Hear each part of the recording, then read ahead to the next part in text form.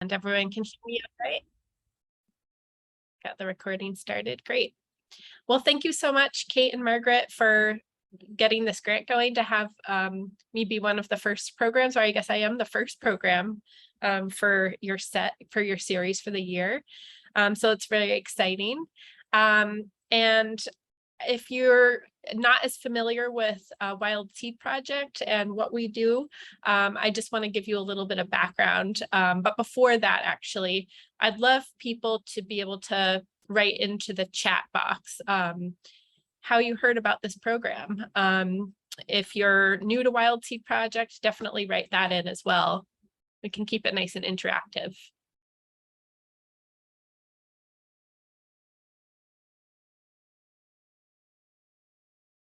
I see a few people starting to write in: Wild Seed Project members, the Plymouth Public Library email from a fellow gardener, a proud member of Wild Seed Project. Awesome. An email might have been from the library newsletter or the Wild Seed Project newsletter. Wild One CT, Connecticut. And the Ecological Landscape Association. Wonderful. A bunch of great places to hear from. I'm glad that some folks are members of the Ecological Landscape Alliance. That's a wonderful organization for professional landscapers, ecological designers, etc. So I'm Anna Fialkoff, and I'm the Ecological Programs Manager for Wild Seed Project. And just to give you a little bit more information about us, if you're not as familiar, Wild Seed Project is a nonprofit, and we're based in Portland, or Southern Maine. We have been based in Portland, and our office has actually recently moved to North Yarmouth. We're just now getting our seed nursery up and running in Cape Elizabeth. So we straddle all portions of Southern Maine. And what we do is we really work on making sure that we can inspire people to take action and plant native species where they live, work, and play, so that we can bring back biodiversity to where we are. There's so many important reasons to have native plants in our yards and in our public spaces, even in public parks and commercial spaces. And there's just lots of opportunity. Anywhere you can plant, you can put a native plant in. So what we do we spread the word through these different walks, talks, and workshops that we offer. Through our annual publication, we have some native guides on ground covers and native trees that people can get their hands on and take with them to the nursery and learn how to find the best native plants for their particular situation. And then we also sell native seeds. So we hope to spread native seeds around and get more native seeds planted in the ground so that we can all be seed stewards and therefore native plant stewards of our environment. And seeds are really cost effective, better than oftentimes buying a full-blown plant, though I think that's perfectly great. There's lots of wonderful nurseries out there to get plants from too. But seeds will carry a lot of the lovely genetic value from one generation to the next. And that variation from one plant to another is how plants can be kind of better able to adapt to what's thrown at them in terms of climate change and stressors moving forward. So I think planting species from seed is a really great way to do that and to further that cause. And before we get started in talking about diversifying your lawn, I do want to read a land acknowledgement that the Wild Seed Project has carefully crafted. We are in Maine, and so I recognize that many of you might be in other areas, maybe in Massachusetts, in the Plymouth area, or elsewhere in New England or other parts of even the country. But as I'm teaching this class from Maine, I'd like to recognize that I am leading this program from the unceded Wabanaki territory we now call Maine. We recognize the inherent sovereignty of the tribes of the Wabanaki Confederacy, the people of the Don, the Abenaki, Maliseet, Micmac, Penobscot, Passamaquoddy, and honor their relationship to the plants and animals and other beings that have been threatened and displaced through settler colonialism. The work that we do at Wild Seed Project is necessary precisely because of the ongoing impacts of colonization, including centuries of industrialization, urbanization, and commodification. Bringing native plants back to our landscapes is one significant action we can take to decolonize our practices, our priorities, and our perspectives. We also encourage you to learn more about the land you live on and join us in supporting Indigenous-led efforts to protect the land, water, plants, and creatures among us. So a great site that I can have put in the chat in a minute is called nativelands.ca. Let me just write that in now, actually, to everyone, since I don't have it on my PowerPoint. And here it is. And so if you explore that link, you can actually find the tribal lands in your particular region. And what's great about the map that you can find is that in that link is that it removes the current political boundaries and shows us the historic and even present tribal territories that are in your region. So I encourage you to explore that. I'm sorry, I realize one moment I've been kind of doodling on the slide, but I don't even know how that happened. So maybe when I advance to the next slide, that'll go away. No, it hasn't. So hold on 1 minute. I'm just going to try to get rid of that.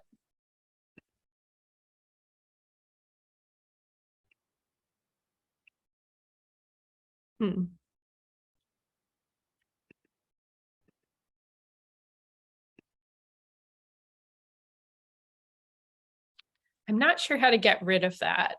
So I don't know if any of the organizers might be able to help me in some way. But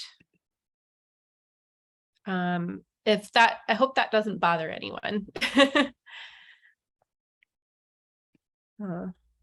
Hold on 1 minute, just a little technical difficulty.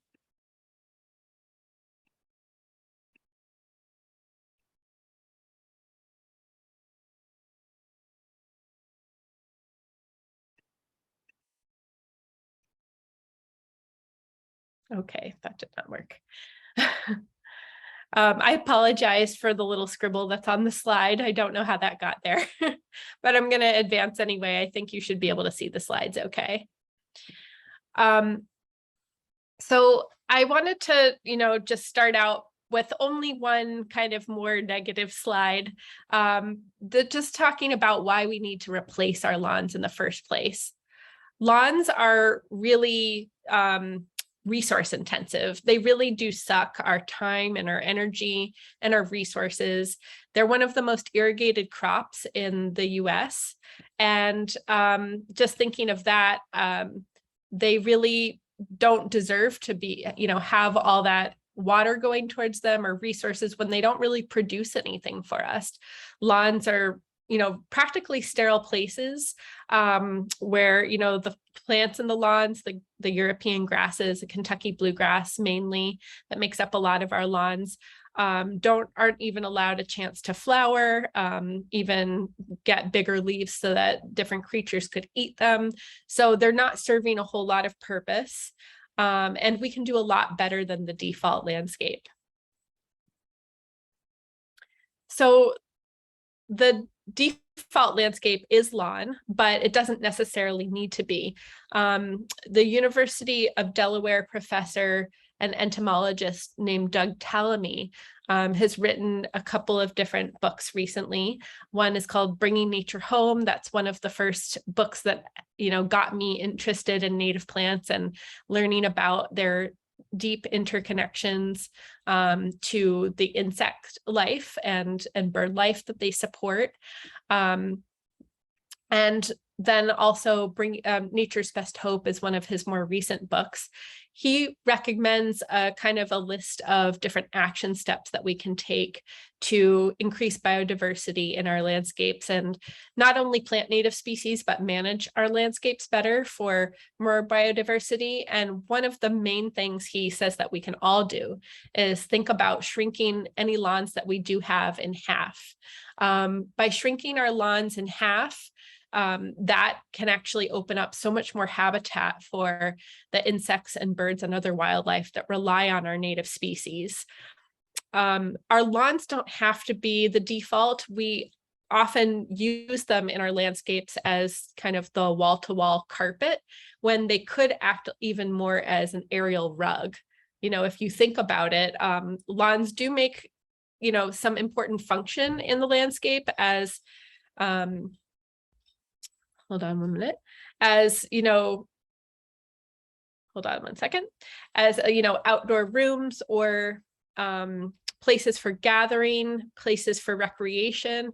They're important because they are a place that we can, you know, a material that we can walk on, and it can be heavily foot trafficked.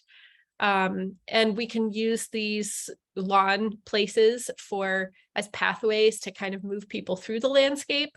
But the basis of our landscapes don't have to be lawns. They can be layers of native plants, including trees and shrubs and tall perennials, medium-sized perennials, and ground covers. So I like to kind of think about it as who needs lawn, why mow lawn when you can meadow. And I'm sorry, again, I apologize for the scribbles on the page. I hope that doesn't detract from the slides. But I think I'll move forward without being able to take that off.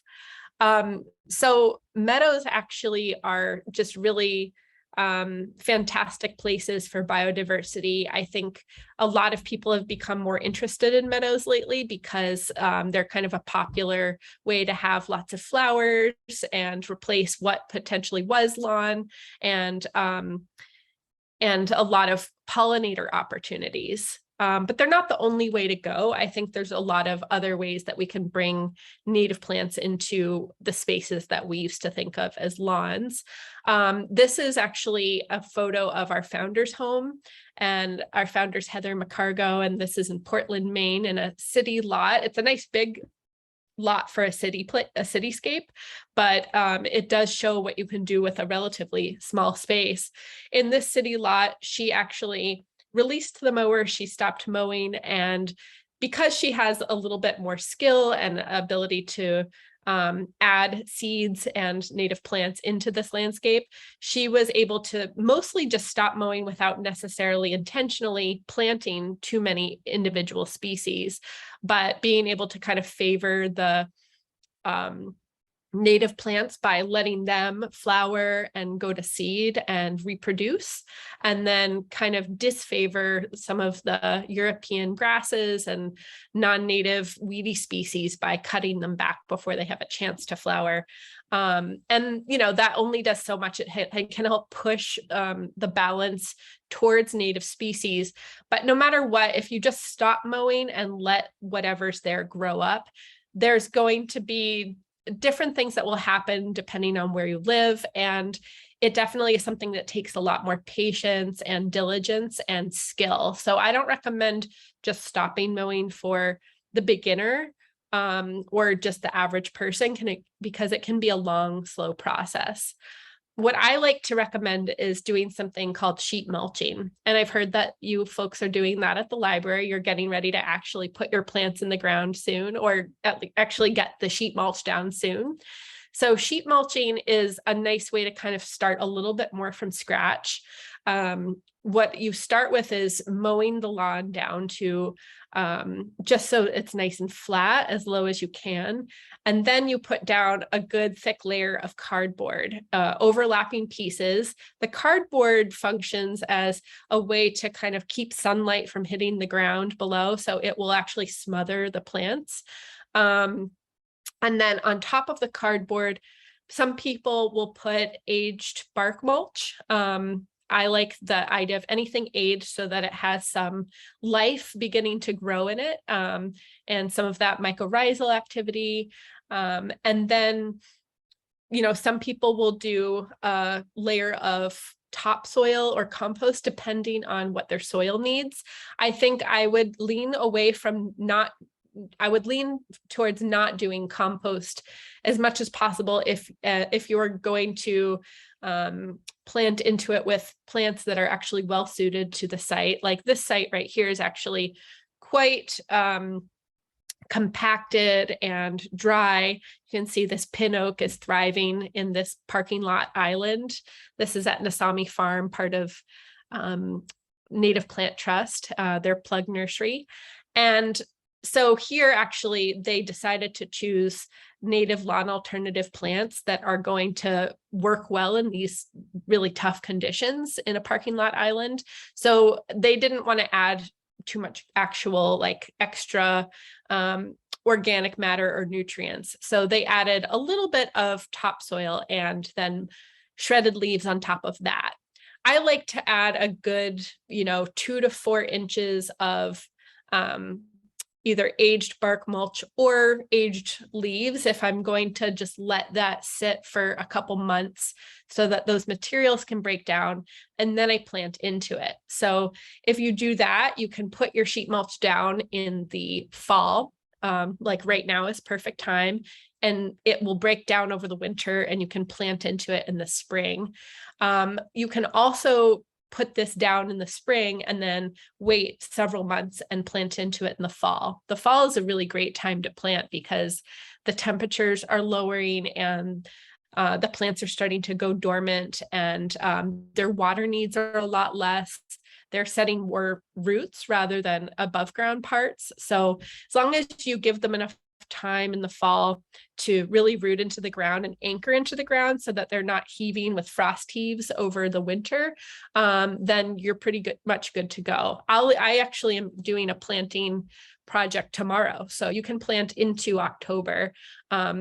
If I plant kind of past that like first hard frost, it's not bad for the plants themselves. The plants are fine, but just their ability to set their root anchors into the ground before the winter is just diminished a little bit. So I would just go and check on those plants to make sure that they're not popping up out of the ground and leaving their roots susceptible to freezing. They like to be tucked into the ground for the winter.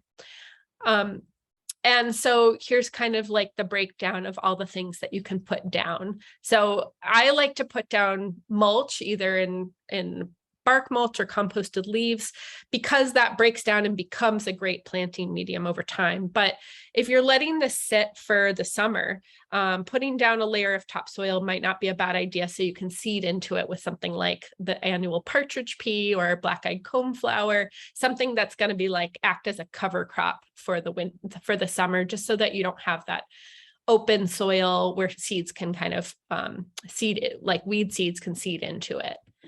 Of course, then you let that break down and then plant into it after a couple months. So here's what it can look like after a few months, and then after you plant into it.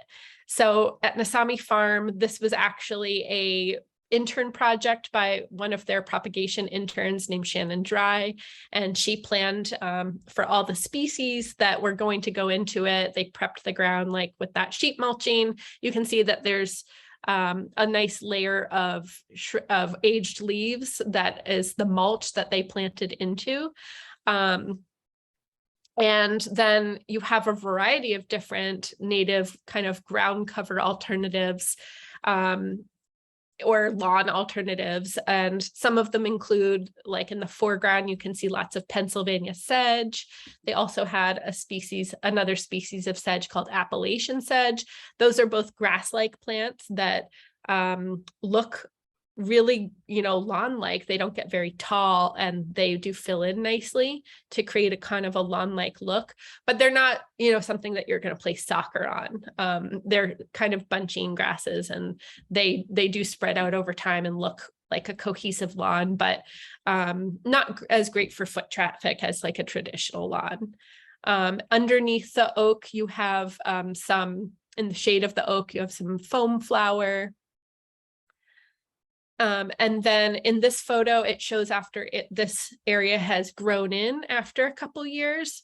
And so you can see that the Appalachian sedge is actually in the foreground. It's that bright, more chartreuse grass-like plant that's laying down a little bit more. The foam flower is right underneath the tree. There's also some three-toothed cinquefoil, which is a lovely kind of evergreen plant in the rose family. And I'll go over, actually, a lot of these I'll talk about in further slides. So this is just getting to see what kind of a lawn alternative garden bed might look like. There's also a little bit of wavy hairgrass beyond the tree a little bit. So there's kind of a nice matrix of a patchwork of several different species of native ground covers, and they can grow in together and form kind of a quilted diversity patchwork over time, which is really beautiful. This is another view of that bed, and after kind of, I think, stage 2 of planting out under the other oak on the other side of the garden. And in the foreground here is purple lovegrass, and then you can see some of the gray low ground cover behind it, which is different species of pussy toes, and then some autumn bent grass in the background. So here's the Pennsylvania sedge lawn, what it looks like when it's really grown in. And Pennsylvania sedge really does kind of create that nice lawn alternative that someone might look for, as long as you're not, like I mentioned earlier, walking on it very frequently. I think this can take more occasional foot traffic than the average lawn. So this one you want to plant as plugs. So that comes in like a 50 or 32 cell tray of landscape plugs. You can get it from places like Native Plant Trust or even Prairie Moon Nursery. It's a Midwestern nursery, but they grow everything from seed, and it's a really great nursery that I do recommend to people if you can't source it more locally. And Pennsylvania sedge makes a good lawn alternative, partly because it doesn't get very tall. So it won't get taller than you see it in this photo. And that means that you don't really ever have to mow it.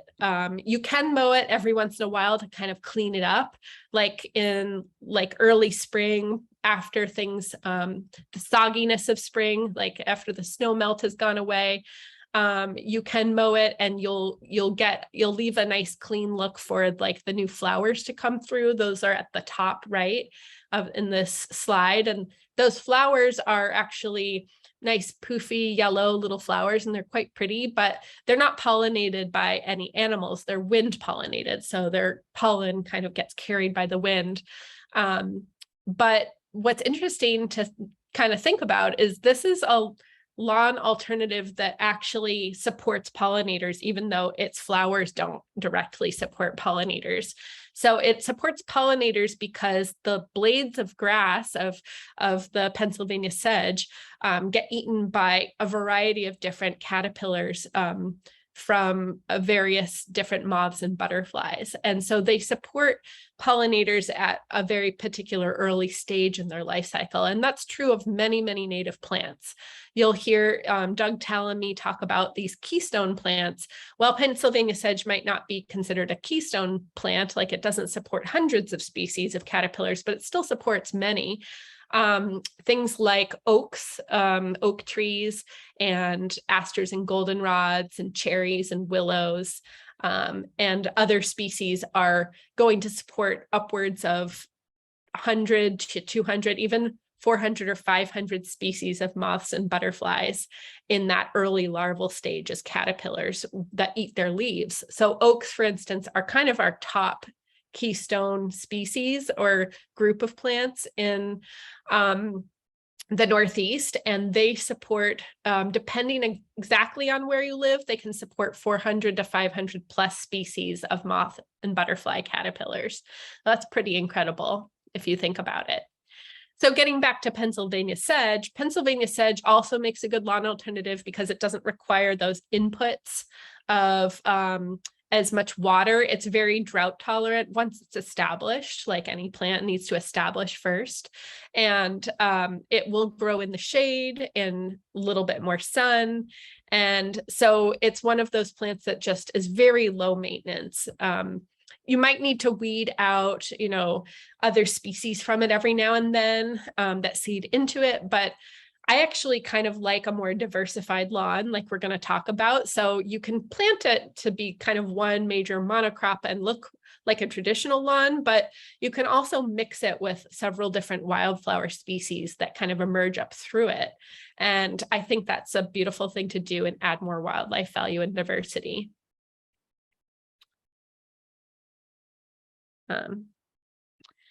And then wild strawberry is another potential lawn alternative. So the native wild strawberry doesn't grow really beyond 6 or 8 inches at the most, but it responds very well to mowing. So you might actually already have wild strawberry growing in your lawn already if you just look around at the different lawn plants that are growing there. And it will look very different if it's being mowed quite frequently than this. This is an area that hasn't been mowed very often, and it had like a nice organic matter-rich soil to grow from. Whereas if it's more well-drained and competing with other species, then it won't be quite as vigorous necessarily. But I personally love the idea of having a lawn that you can eat the fruits from, an edible lawn. I think that's really fun because wild strawberries, in my opinion, taste way better than commercial strawberries anyway. They might be smaller, they come in smaller packages, but they're a lot more sweet. Whereas a lot of times commercial strawberries can be kind of sour if they're picked when they're not ripe, or they can be kind of watery and lack flavor. So the flowers themselves also, feed pollinators, especially bees in the earlier season. They bloom in, April, May, and then the fruits come out in June if you live in Massachusetts.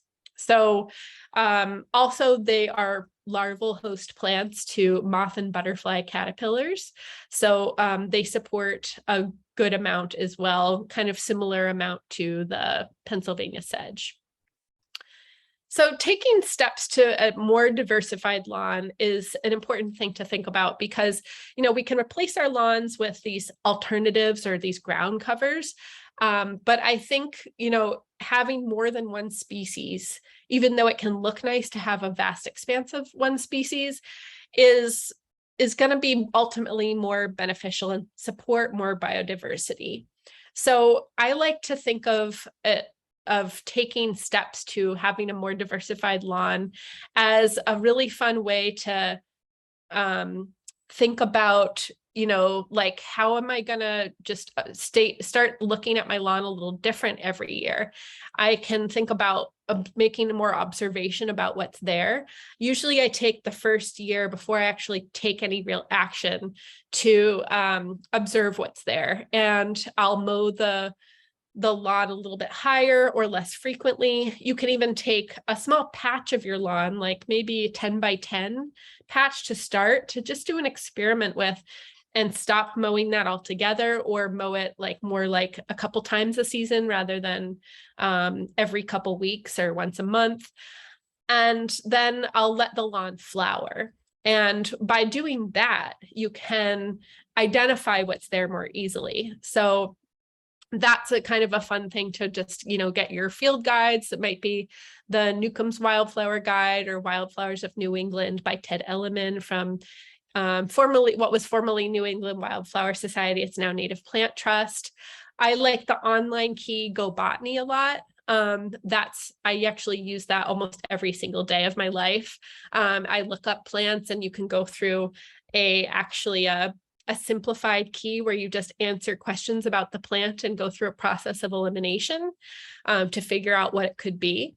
Or the iNaturalist app, which is another app that is great for, you upload a photo and you can kind of look at possibilities for what their algorithm tells you it might be, but then you can also get it verified by professional botanists or biologists. So that's a really good app that you can also use to kind of contribute to citizen science by geolocating the plant that you have. So there's a really great set of kind of ideas for how to think about, letting your lawn diversify kind of more passively. And this is the first step. So once you've identified your plants that are in your lawn, you can start to learn more about them and think about what are the plants that are desired that you want to keep there and what do you want to kind of discourage. So you cut back the flowers of your unwanted plants before they have a chance to go to seed. And that automatically starts putting in favor the plants that you're allowing to reproduce and produce seed and to continue filling in blank spaces and things like that. So I'll chop and drop a lot of those unwanted plants before they go to seed, because once they start going to seed, you're just potentially spreading them around even more. And then let those desired plants go to flower and seed. And even just letting your lawn flower, whether you have native or non-native plants in your lawn already, is going to actually make a bit of a difference with adding some food for butterflies and moths and other pollinators. So for example, the black swallowtail, which relies on carrot family plants, like in this photo on the right, its host plant, its larval host plant is anything in the carrot family. It could be native or not. This is actually on fennel, which is not a native species, but often a common garden plant. And that could be a native species that it could run, but you could plant a native species for it, like the golden Alexanders, heart-leafed Alexanders, Angelica, purple-stemmed Angelica. And then if you're letting your lawn flower, you're at least providing some pollinator value for species like the black swallowtail. But you want to keep in mind that you don't want just flowers, you also want their larval host plants. So you want a combination of both. And the many native species that we have that are supportive of all these different pollinators at different stages of their life cycles, the more you plant and the more you allow to come up in place of lawn, the more you're going to support biodiversity, because you're going to be able to support those species, both that are a little bit more generalist and can eat a wide range of different species. And then you're going to be able to support those more specialist species that rely on specific native plants and specific native plant associations to further themselves. One lawn weed that I really like to encourage is something called heal all. And it can be a little complicated because there's a native and a non-native subspecies of heal all. But overall, if you're letting your lawn flower, you're going to, whether it's native or not, you are going to provide more pollinator value and even more beauty while you're at it. Lawns don't need to just be narrow-stemmed grasses and grass-like plants. They can have some broad-leaved plants in them. They don't all have to be thought of as weeds. So I like the thought that weeds are really in the eye of the beholder, because I think beauty is in the diversity and not necessarily in the perfected monoculture, personally. So here's some examples of the common lawn weeds that you'll see pop up when you start to let your lawn flower a little bit more. Some of the native species, like I mentioned, that will often be in your lawn are things like wild strawberry or common cinquefoil, bluets if you're lucky. Those are some really fun, really tiny flowered plants that are just really delightful to see throughout a good portion of the spring. They bloom for a long time. And they actually, some of these plants, there are some native plants that thrive off of being mowed a little bit more regularly. And so bluets thrive when in mowed patches of lawn, when it's well drained and slightly acidic, maybe slightly moist, because they are benefiting from having the competition of taller weeds from shading them out, being taken out. So they're able to keep persisting in those open spaces. And there are sometimes non-native or something on the line of species like violets. There's native violets and non-native violets. Heal all, like I mentioned before, there's some native hawkweeds and non-native hawkweeds. Those are some of the plants that there's a little bit more nuance to. And then there's just mostly going to be the vast majority of the plants that come up will probably be non-native innocuous weeds. So things like clovers and yellow wood sorrel, common dandelion, creeping thyme, curly dock, plantain, chickweed and crabgrass. Those might be annoying if you're, trying to weed them out of your garden beds and things like that, but they're generally not going to be harmful to the environment and sometimes do provide some extra pollinator value. So these are not bad plants. And if they happen to come up, you don't have to think about eradicating every single non-native plant in your lawn, but just kind of pushing the needle, trying to think about adding more native plants.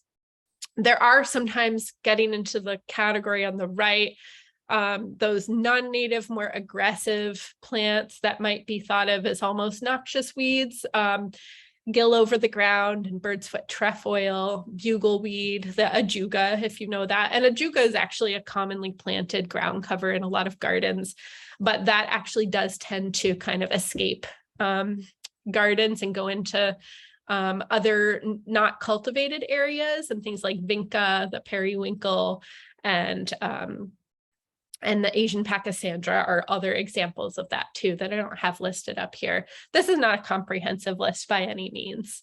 But then when we get into the more truly invasive plants need to check off a number of criteria to be considered truly invasive. Then you have plants that really do potentially cause environmental harm, and that you do want to make sure that you remove before you even attempt to plant native species, because you're not going to get anywhere if you try to plant native species in and amongst these invasive species, like the creeping thistle. That's a really tough one. Sheep sorrel, that's all along our highways and a lot of our lawn spaces. And then the creeping bellflower, we have a lot of that in Portland and in the cities, and it will kind of invade a lot of our garden beds too, which can be real tough to work with. So I think I'm not going to go too into detail about how to get rid of these invasive lawn ground cover weeds, but I think, you can take some approaches. I personally like to use black plastic. I'll mow it really, close to the ground, again, crop it low, and then use a really thick layer of black plastic. And sometimes you do have to leave that black plastic on there for more than 1 year to truly eradicate them. But oftentimes you can get a better fresh start when you have removed all of those weeds and then can plant into that. So other than passively kind of letting your lawn flower and taking that kind of slower approach where you're just favoring the native species that are there and disfavoring the species that you don't want, you can intentionally add more native species into your existing lawn, or create like those ground cover beds like I showed you earlier, where you have lawn alternatives and you're just starting kind of from scratch. So either way, when you plant into an existing lawn or start from scratch, you do want to think about starting with a good enough size plant that it can kind of compete and take off on its own. You don't want to cast seeds for the most part into a lawn area, because you're not going to have a lot of success with that. A lot of those plants are going to run off with stormwater, flooding, or birds will eat them, or they'll get outcompeted by the other non-native species or even more aggressive native species that are there before they have a chance to really get going. So I like to plant with landscape plugs, which come in those 50 cell or 32 cell trays, or a larger, quart or 2-quart pot. And you could, when you remove a weed, you can think of that as an opportunity to put in a native plant in its place. So the kinds of species that I think really add value to a lawn space to make it more diversified are those larval hosts, the plants that provide food from their leaves to the caterpillars of moths and butterflies.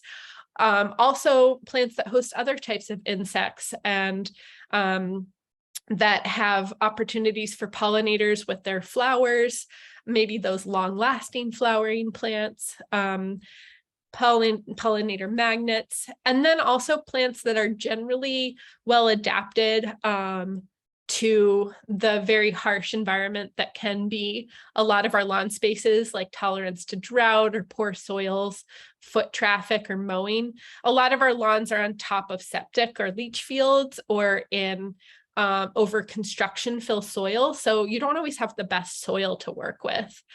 And then grass-like plants are awesome. So if you do want to kind of keep with the aesthetic of kind of a lawn, there are some species I'll talk about that do kind of blend in really well with lawns.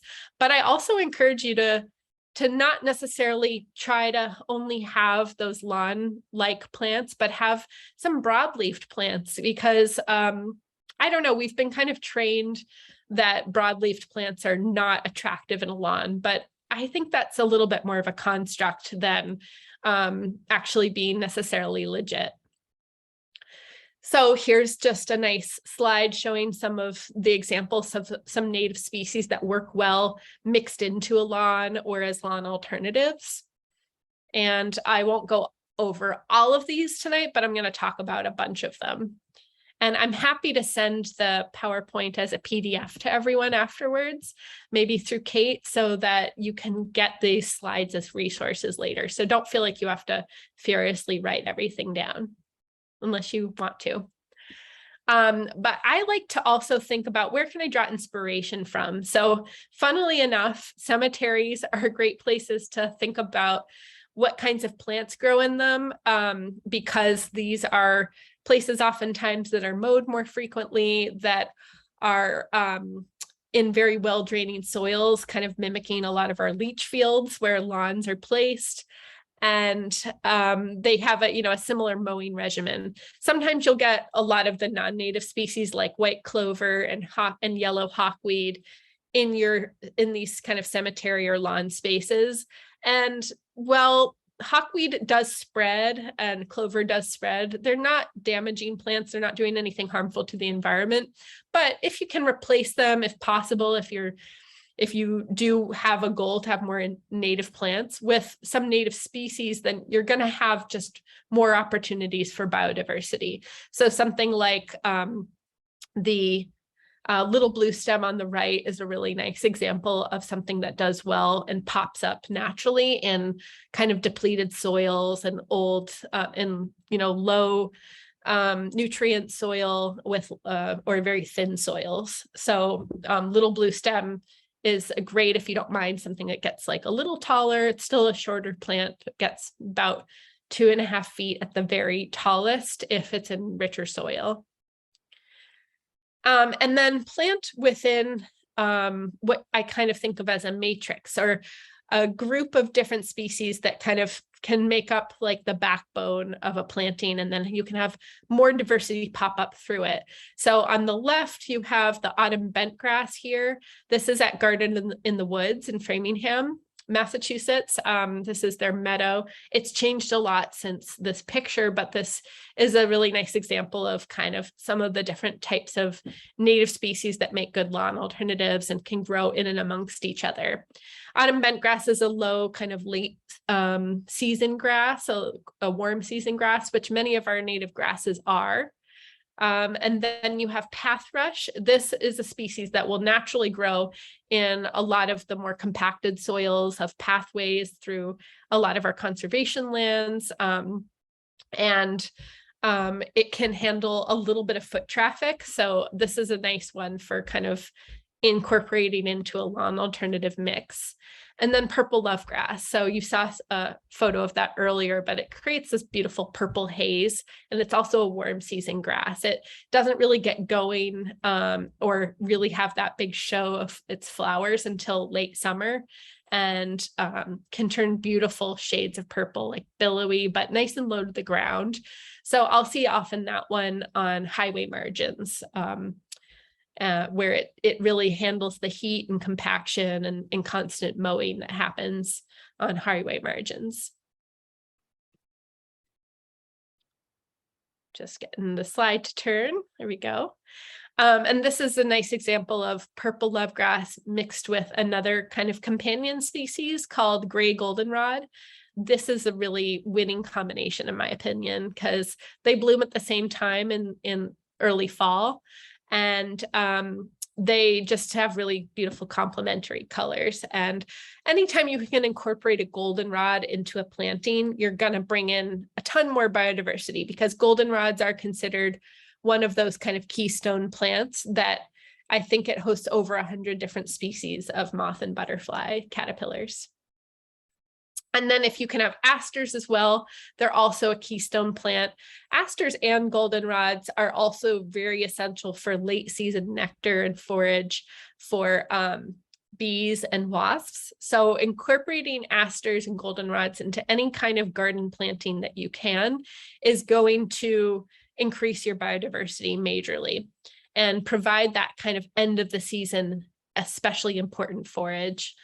So flax-leaved aster is a great one that I think could be incorporated into a really sandy, well-draining or rocky soil. In full sun, it likes heat. It actually naturally grows on the coast out of pure sand and is a sand plain plant. So it stays nice and low too. So I think it works well mixed into kind of a lawn or a lawn-like setting and makes a great ground cover.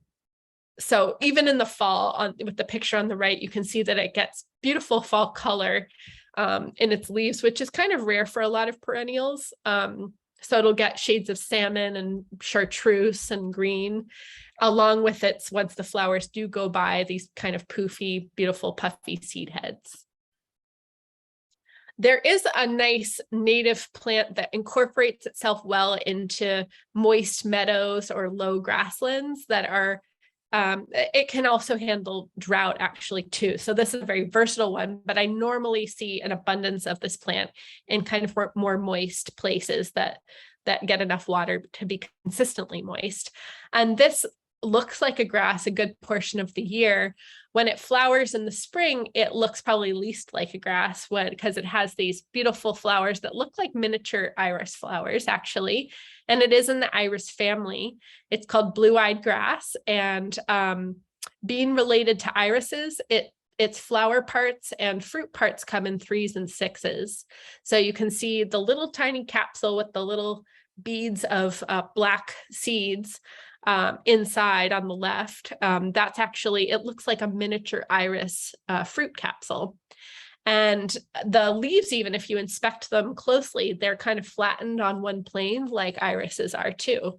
So this is great to incorporate into a lawn that already exists because it looks a lot like other lawn grasses. And then once it does flower, it has kind of it looks like kind of a floating set of flower heads in the middle of the grass.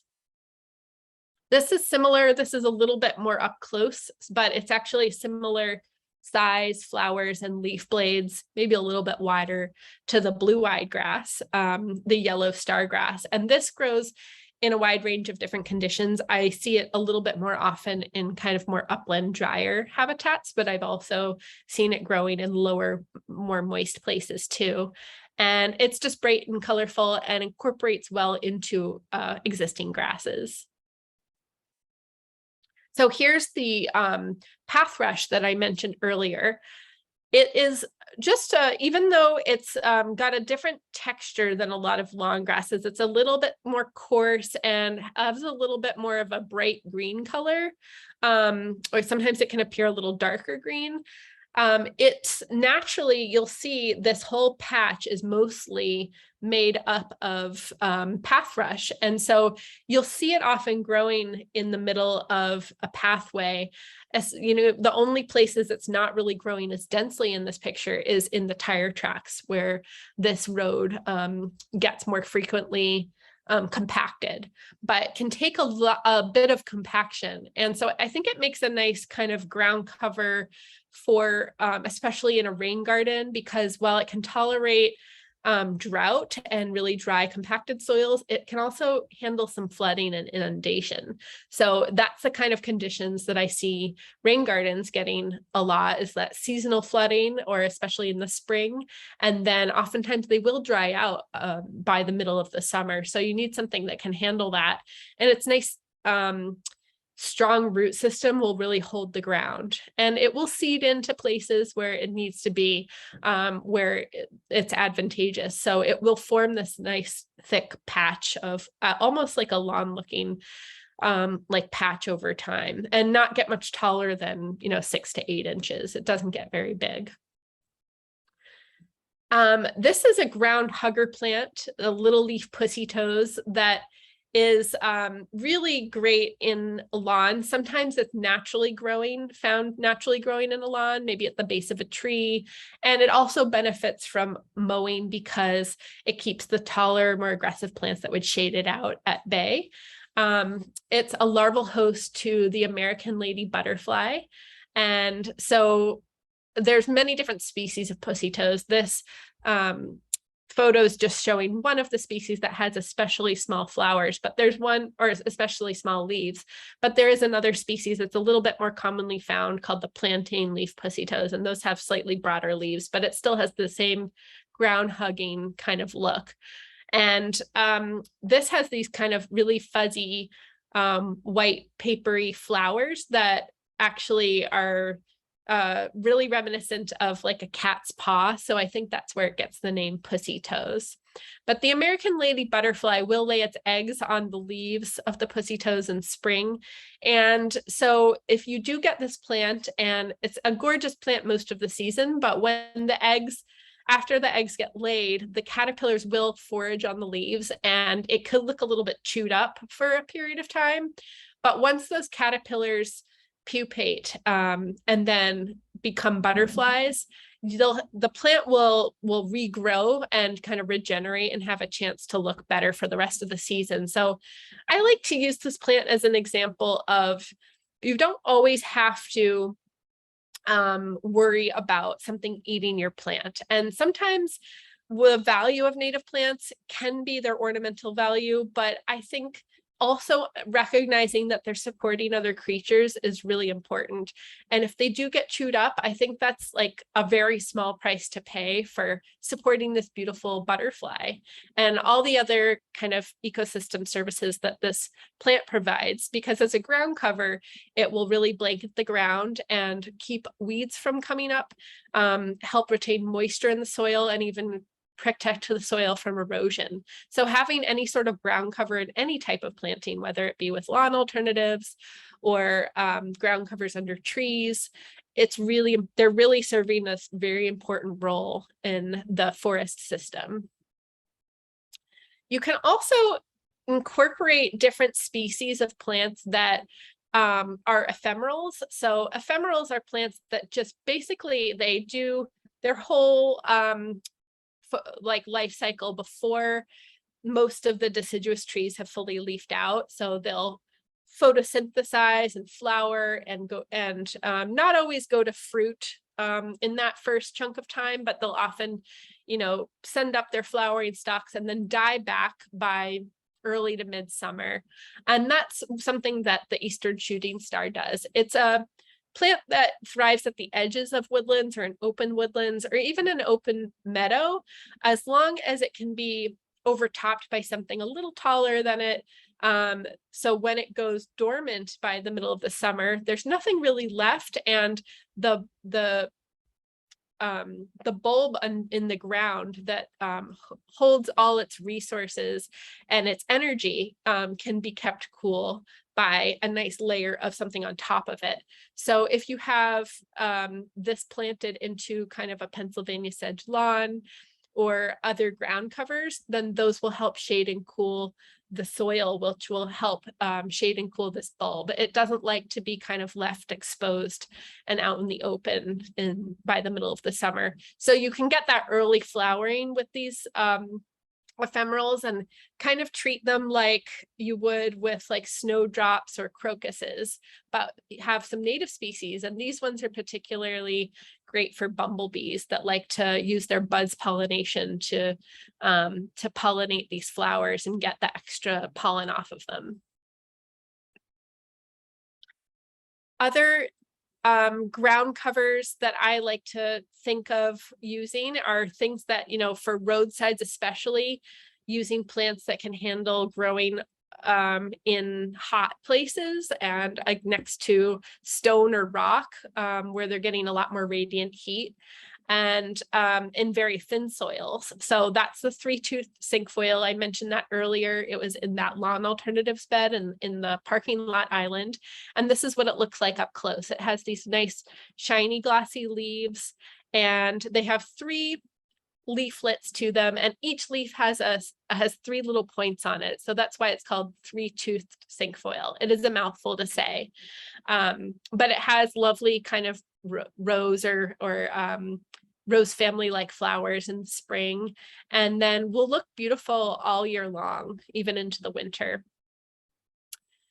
And then I like to think about using more versatile ground covers when possible, also for any circumstance where I'm not entirely sure of what the growing conditions are, or if I'm just wanting something that is going to look beautiful in a variety of conditions. So running groundsel, it'll pairs well with the red columbine, but running groundsel is my go-to for a lot of different situations. And I want to show you what it looks like with the foliage on the ground. So it will send up these kind of 8 to 10 inch or about a foot tall stalks in the spring of these sunny daisy-like flowers. And then they can be left up to go to seed, or you can trim them back before they have a chance to go to seed. And you'll have like this really neat ground cover at other times of year when it's not flowering, that stays nice and prostrate and ground hugging.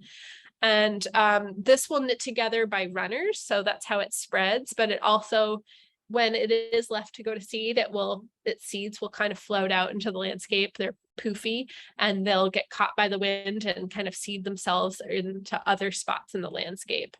So running groundsel, along with its cousin, the golden groundsel, Pacra aurea, are both great plants for a variety of situations. They do well in shade, in sun, in partial shade, and then in moist soils or even almost wet soils, as long as they're not completely saturated all the time, but pretty moist soils. So, and as well as dry soils. So they can do well in almost any situation. I think the only situation that they don't do great in is dry sun. So, I think that the running groundsel is one of my favorite go-tos, also because it's nice to plant under taller, leggier plants like a shrub or a tall plant like New England aster that can get a little leggy, or Joe Pyeweed, something like that. And then thinking about shade-loving plants, there's lots of beautiful lawn alternatives for the shade. And I like to think about, especially in the shade, planting in layers, but in the sun as well. So if you do have, a sugar maple or another canopy tree like an oak, and you have some beautiful shrubs that are kind of stacked and layered underneath those, you can have all the rest of that space be ground cover layer everywhere except where you walk. So I like this photo because it shows like a little bit of a more rural but residential situation where you have a parking spot, you have the pathway, the beautiful brick pathway to the house, and then you have a variety of different ground covers underneath that maple tree where you have maybe woodland phlox and Solomon seal, bloodroot, some Christmas ferns, and other species like sedges that kind of knit themselves into this diversified patchwork of plants. You can also use this beautiful plant, the Canada Mayflower, mixed into a matrix of Pennsylvania sedge and other flowering species like starflower. This is what I find in a lot of New England forest floors in the oak pine woodlands, where it's slightly acidic. These plants naturally grow very well coming out of a nice leaf litter layer. Even though they look delicate, they can pierce through that leaf litter, and they're adapted to it. And letting the leaves fall from the trees and settle on the ground is important for a lot of different small creatures which overwinter in the leaves, including salamanders and many butterfly and moth species, and even some bumblebee species. So this is a nice way to kind of draw inspiration from our local woodlands to think about what we could plant in some of the shadier areas of our sites. And this is what the Canada Mayflower fruit looks like before it's fully matured. It kind of is speckled like other Myanthemum species, like the false Solomon seal or Solomon's plume. It has very similar fruits that start out kind of green and then they get speckled and then they turn either red or purple. Another example of a shady ground cover is the partridge berry. This is kind of the ideal situation, growing in an acidic, moist situation where there's lots of mosses. If you do have a really mossy backyard, I'm jealous of you because I love mossy backyards, and a lot of people don't like them because they don't know what to plant in there that's going to grow well. If you want a real carpet, this is a great plant to go for, but I also like putting lots of different ferns and sedges into mossy backyards.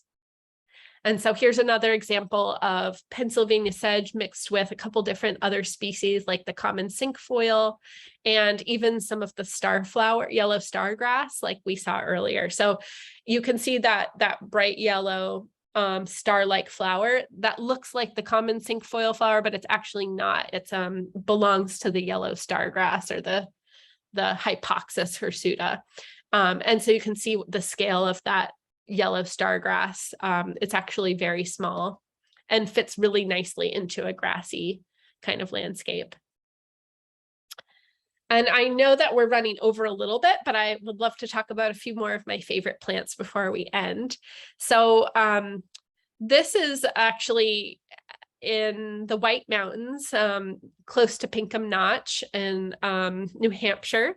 When I was a horticulturist at Garden in the Woods in Framingham, Massachusetts, we used to take folks to take our interns on a variety of field trips. And this was one field trip where we went up Mount Washington and did some botanizing, and we had to stop on the side of the road. As botanists and horticulturists, we were eager to see what was growing on the side of the road because that was just as interesting to us as what was growing in the mountains. We found a whole lawn filled with wild strawberry and bluets mixed in with just regular lawn grasses. And this is one of our interns laying in the lawn and enjoying it. And I think this is like, if lawns could look like this more of the time, even if they're a little patchy, they don't have to be perfect, but having more flowers and broadleaf plants and some grasses mixed in, then I'm happy with that. And that's a more thriving living lawn than the pristine lawn that we see in our homeowners associations and things like that. And so this is what bluets look like a little bit more up close, incorporated into a lawn with sedges and grasses and rushes. And you can plant these bluets also into crevices. They do really well growing in between rocks. They're a plant that can be a little bit harder to get a hold of in a nursery setting because they're somewhat slow growing, and we do sell some seeds at Wild Seed Project of bluets, but they go very fast. It's hard to collect the seeds of in quantity. So we actually sell out of them usually kind of within a day before when we put them out on our website. But we're hoping to build up stock so we can get more out into the world because they're such beautiful plants. You can favor this plant if it already exists in your lawn. I'll go back to this, by letting it flower for as long as possible and then waiting a good couple weeks after it's fully done finishing flowering before mowing, because this plant actually will flower and then fruit in kind of a succession. So they won't all fruit at the same time, or their fruits won't mature all at the same time. There's these inside these little papery capsules are the little seeds. And if you check each one, they have to turn like a dark brown to actually be ready. So I would, just to give yourself enough time, give them enough time to have enough fruits that are starting to ripen, mow them after a good couple weeks after they finished flowering. And they can flower again, set up a new flush of flowers, but they'll flower for a long time in the spring. They're absolutely gorgeous plants. So I want to end with talking about we have all these ideas for great plants to plant as lawn alternatives or incorporate into your lawn. But I want to encourage everyone to, when you're going out to get plants, to source quality plants. So you could find Home Depot plants that they have native plants. You could find great blue lobelia at Home Depot. But the problem with that is that it's most likely going to have been treated with something called a neonicotinoid, which is a type of pesticide that goes throughout the whole vascular system of the plant and can remain in the plant up to several years. So after you bring it home, that plant could be feeding lots of pollinators, but it could be also toxic for a lot of those pollinators. So I encourage you to try to source your plants from places that don't use those. And unfortunately, right now, not a lot of nurseries are transparent about that. So I recommend, calling up your local native plant nursery and asking if they use them, maybe on like a rainy day when they're not busy out in the field, or in the winter when they have a little bit more time on their hands. Those are better times to actually get in touch with the nurseries. But you can also grow your own plants from seed, ensure that they're organically grown, or buy from lots of different local places that are starting to pop up now. In Massachusetts, you do have a fair amount of options. In Maine, we're a little bit more limited. So I encourage you all to kind of go onto our website, and you can search a couple different things. Navigating the Nurseries is a great article that gives a little bit more in-depth information about how to find the best native plants and where to buy them. And then we have this where to buy native plants resource list of nurseries looking at state by state where you can get a lot of native plants. And it's not comprehensive yet. We're working on still building that up, that resource up and bulking it out. But I want to encourage you to, read further about all of these things if you want to get started. These are some of my favorite books that I go to. And again, I'll send this PDF out in case you can't jot down all these titles. And check out more resources on our website, because we have a very information-packed website with publications that we actually sell, and then articles that you can read for free on the website that go all in depth about, what native plants to use, how to incorporate them, and how to grow them from seed. So thank you so much, everyone. And I would be happy to answer questions now for as long as we need to.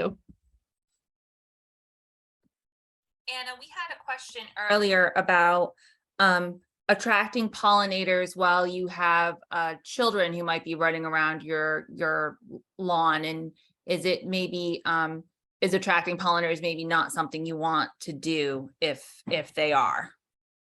That's a good question. Yeah, if you have low growing flowers that bees are on, they could potentially, be stepped on, and then that bee could be aggravated and sting you. That's a possibility. But I think the main thing is that you do want to be careful about the nesting bees, like the yellow jackets that nest in kind of like forest open soils, or sometimes in cavities. And they're not going to be nesting in the lawn as often. So where bees nest is like where they're most likely, if you disturb their nests, or where they're living, then that's actually going to be the most likely way that you'll get stung. Bees, when they're in the middle of pollinating a flower, they're just so concentrated on eating that they usually don't care about you. I walk through wildflower fields filled with bees, and I'll push the plants aside and the bees will go with the plant, and they usually don't care about me at all because they're so concentrated on the flowers. But I guess the instance where you could get stung is if you happen to step on that flower that the bee's on, if you step on the bee. So I think just practice awareness with your kids, and help them think about, like when they're walking around outside, to just be observant about what's around them.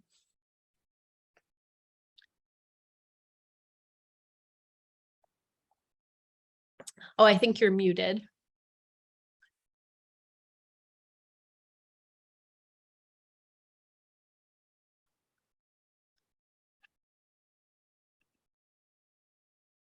Kate, I think you're muted. Thank you. No, We had a question about white violets. I guess Marty's white violets die back when the summer gets dry, and she wants to know if that means that they're maybe not native.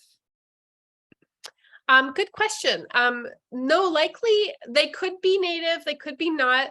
Many of the violets that pop up in your lawn happen to not be native, but violets overall still are really great nectar resources for pollinators. And so whether or not they're native, I think that I know of, there aren't any invasive violets in the Northeast. So they're not going to be a huge problem. You can incorporate more species of native violets if you're not sure, by getting them from a nursery or getting seed from a nursery. But the reason that they die back in the summer is likely just because of heat stress or drought stress, like especially the last couple summers. And I know in most of New England, we've had some pretty bad droughts, and it's just the plant going dormant early, usually to die back. Usually the plant's not completely dead. That's how they adapt to that stress from a drought or heat. And many violets like especially moist soil. There's lots of different species that prefer different types of conditions, but the ones that prefer slightly more moist soil, they often don't do as well in the middle of the summer with the drought that can happen. So that's often when they'll die back, but likely they'll come back the next year. Violets seed around really readily, and they have a couple mechanisms for seeding around. They have self-pollinating flowers and flowers that need to get pollinated by bees and other insects. So violets are one of those plants I tend to not worry too much about about them kind of spreading themselves around, because violets do tend to do that very easily. They're very vigorous plants. When is the best time to mow Pennsylvania sedge to make sure all the caterpillars are finished being active? That's important.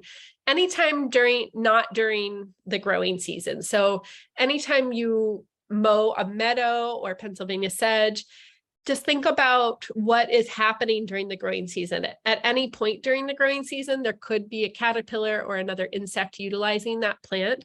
So in the dormant season, like in November or December, that might not be a bad time to mow it, or in early spring. But I actually like to prefer not to mow the Pennsylvania sedge at all, because it doesn't really need it. You could go through and weed out any like woody seedlings every once in a while, but you don't actually need to mow it to maintain it. Is it too late to overseed lawns with clover this year? Yes, it might be a little too late for that. You would need enough time for the plant to kind of grow and establish. So I would wait until spring to do that.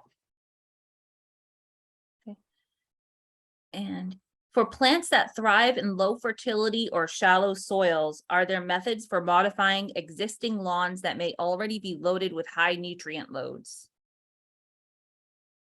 Oh, I would say just plant some of the more vigorous plants that do well with a bit more nutrients.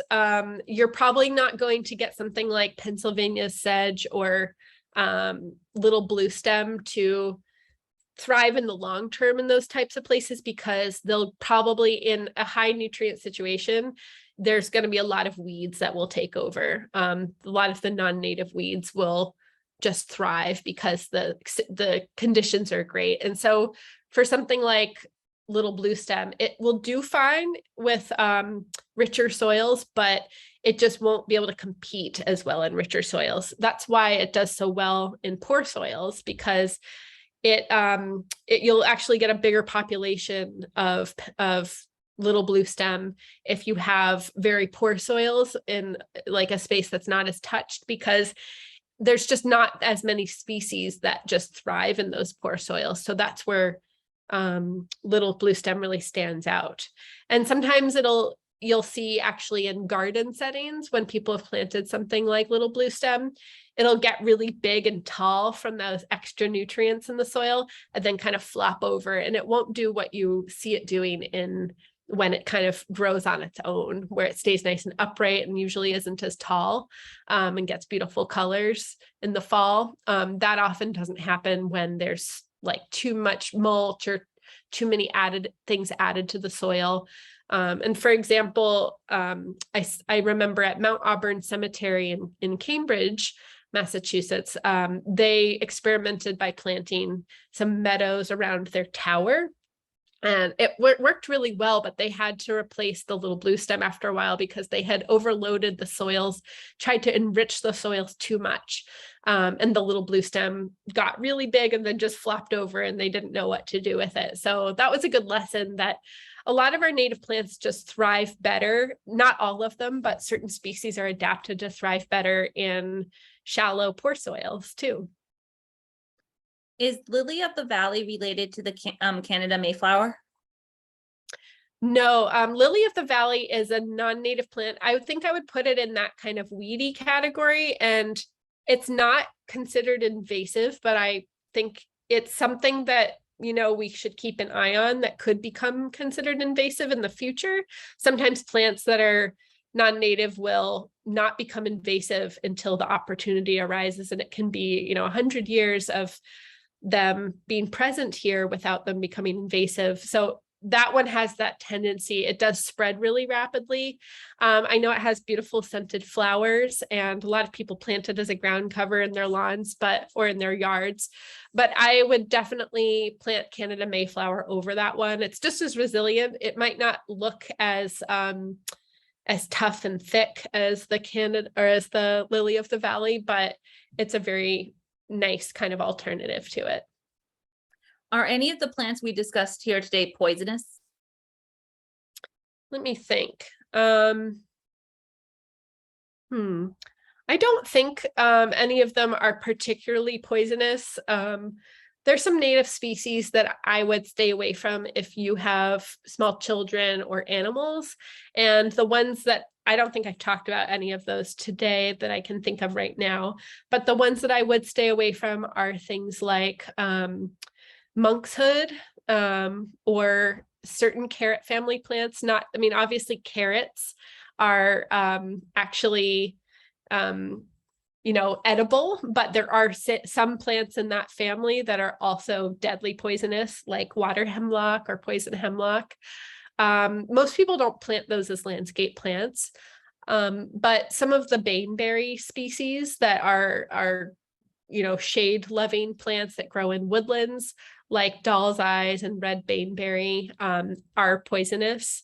And so there are some species that you do have to be careful of with small children and pets. But I think the vast majority of our native plants are not poisonous. And the worst thing that would happen to most people if you eat just a little bit of the wrong plant is you'd get a stomach ache. But there's only a small percentage of plants that would actually be very toxic.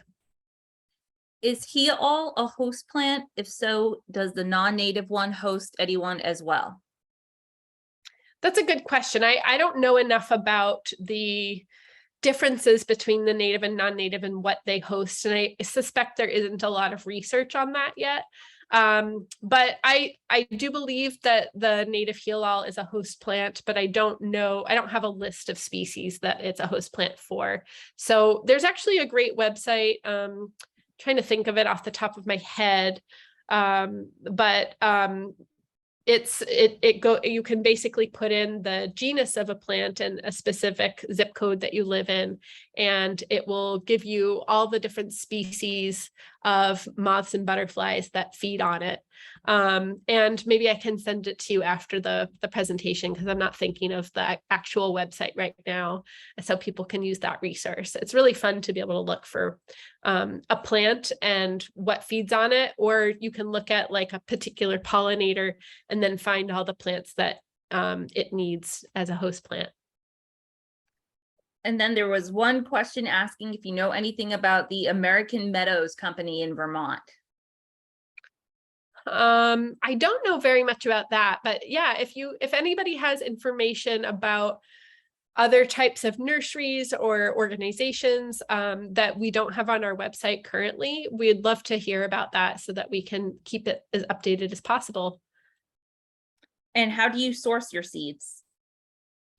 We ethically and sustainably collect our seeds, both a combination from our own gardens and from very particular wild populations that we have permission to collect from, and that we know there's an abundance of the plant. So sticking with common plants that you can find a lot of.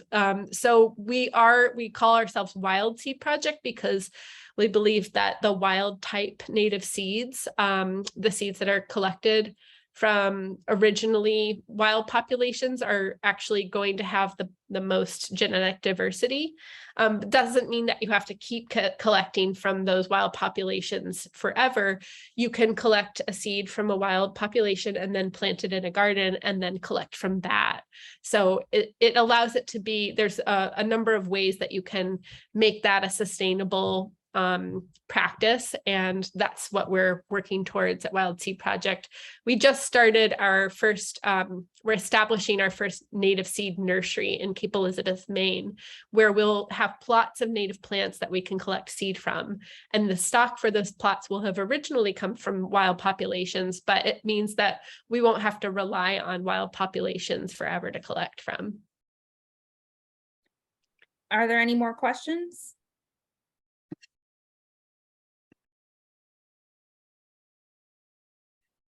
I think that might be it. Thank you so much, Anna. This was a great presentation. Thank you very much for having me. And thanks for all the great questions.